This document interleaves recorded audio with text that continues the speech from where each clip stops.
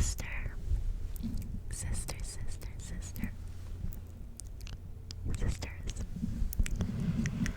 I hope that you've had a wonderful, wonderful day, and that this video can help to relax, relax you, and help you go to sleep.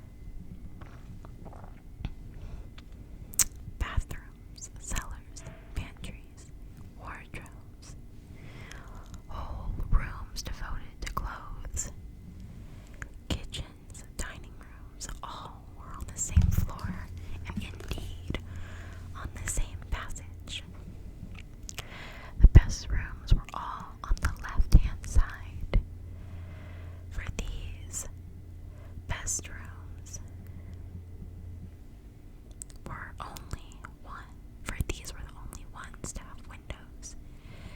Deep set round windows looking over his garden and meadows beyond, sloping down to the river. The Hobbit was a very well-to-do Hobbit, and his name was Baggins. Baggins. The Bagginses had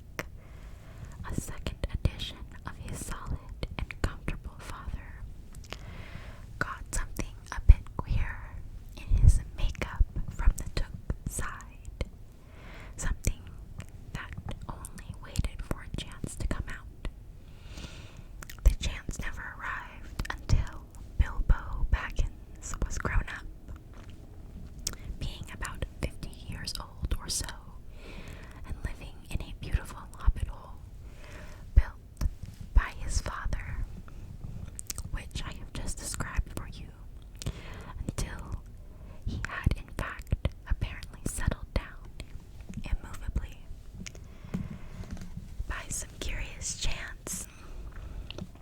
One morning long ago, in the quiet of the world, when there was less noise and more green,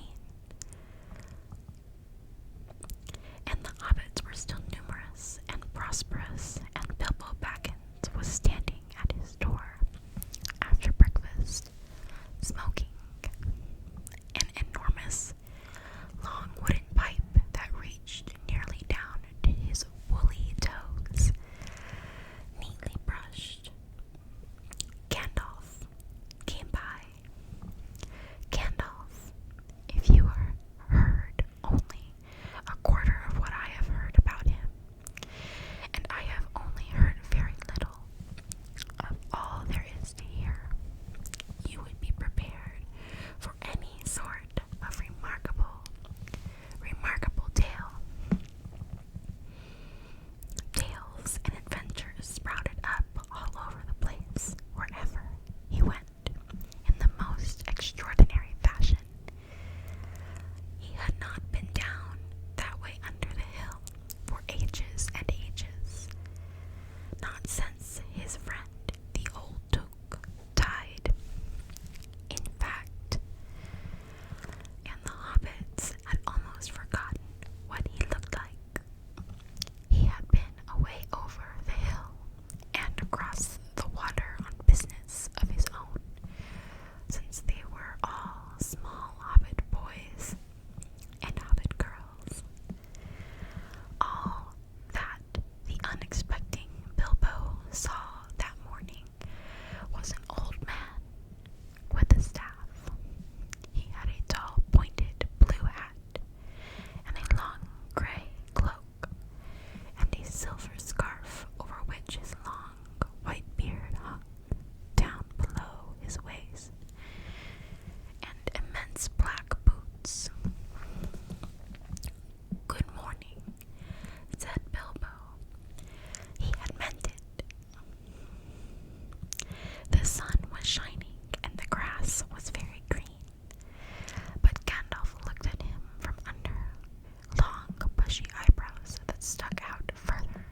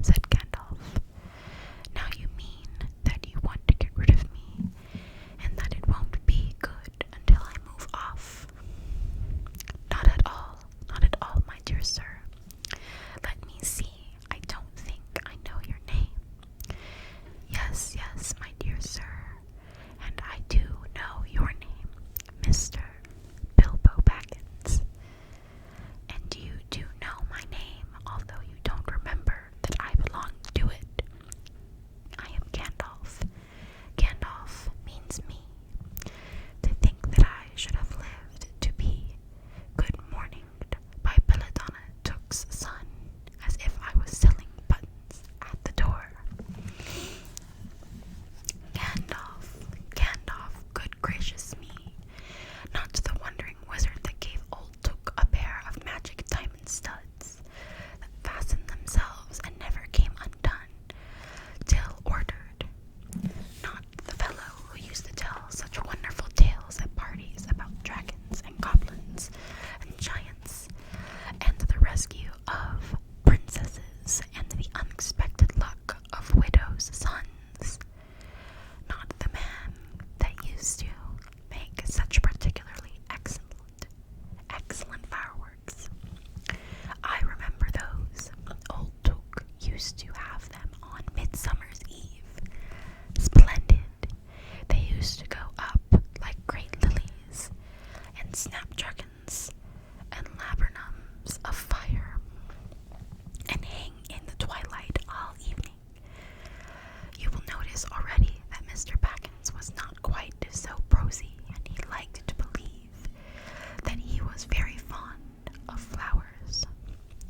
Dear me, he went on, not the Gandalf who was responsible for so many quiet lads and lasses going off into the blue on mad adventures, anything from climbing trees to visiting elves, or sailing in ships, sailing to other shores.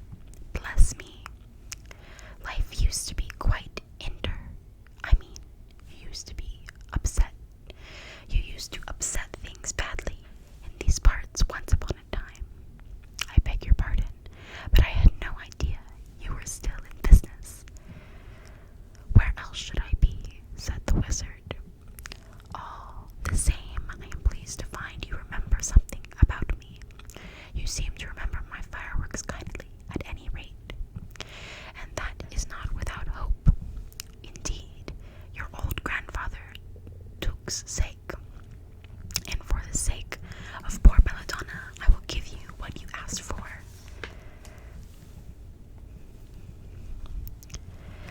I beg your pardon, I haven't asked for anything. Yes, you have, twice now. My pardon, I give it to you. In fact, I will go so far as to send you on this adventure. Very amusing for me, very good for you, and very profitable too. Very likely if you ever get over it. Sorry, but I don't want any adventures. Thank you, not today. Good morning, but please come to tea anytime you like. Why not tomorrow? Come tomorrow. Goodbye. With that, the Hobbit turned and scuttled inside his round green door, and shut it as quickly as he dared, not to seem rude. Wizards are wizards, after all. What on earth did I ask him to tea for? He said to himself as he went to the pantry. He had only just had breakfast, but he thought a cake or two and a drink of something would do him good after his fright. Gandalf, in the meantime, was still standing outside the door and laughing long but quietly. After a while, he stepped up and with the spike of his staff scratched a queer sign on the Hobbit's beautiful green front door. Then he strode away just about the time when Bilbo was finishing his second cake and beginning to think that he had escaped adventures very well. The next day he had almost forgotten about Gandalf. He did not remember things very well unless he put them down on his engagement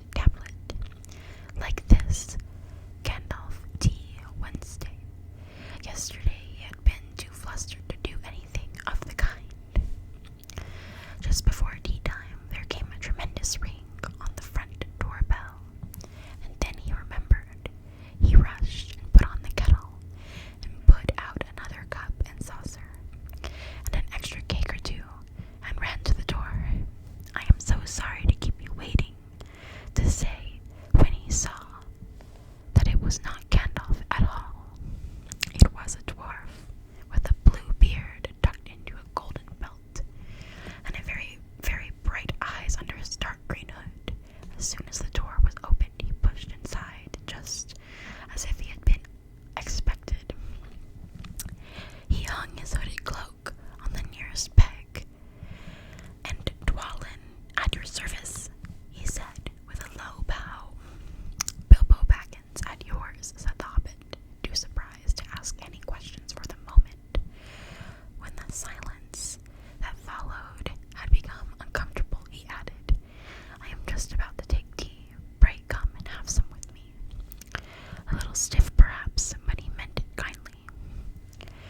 "And what would you do if an uninvited dwarf came and hung his things up in your hall without a word of explanation?" They had not been at the table long. In fact, they had hardly reached a third cake when there came an even louder ring at the bell. "Excuse me," said the Hobbit, and off he went to the door. "So you have got here at last." That was what he was going to say to Gandalf this time, but it was not Gandalf. Instead, there was a very old-looking dwarf on the step, with a white beard and a scarlet hood, and he too hopped inside as soon as the door was open, just as if he had been invited. "I see they have begun to arrive already," he said, when he caught sight of Dwalin's green hood hanging up. He hung his red one next to it. "And Balin, at your service," he said, with his hand on his breast. "Thank you," said Bilbo with a gasp. It was not the correct thing to say, but they have begun to arrive, and flustered him badly. He liked visitors, but he liked to know them before they arrived, and he preferred to ask them himself. He had a horrible thought that the cakes might run short, and then he, as the host, he knew his duty and stuck to it, however painful he might have to go without. "Come along in and have some tea," he managed to say after taking a deep breath.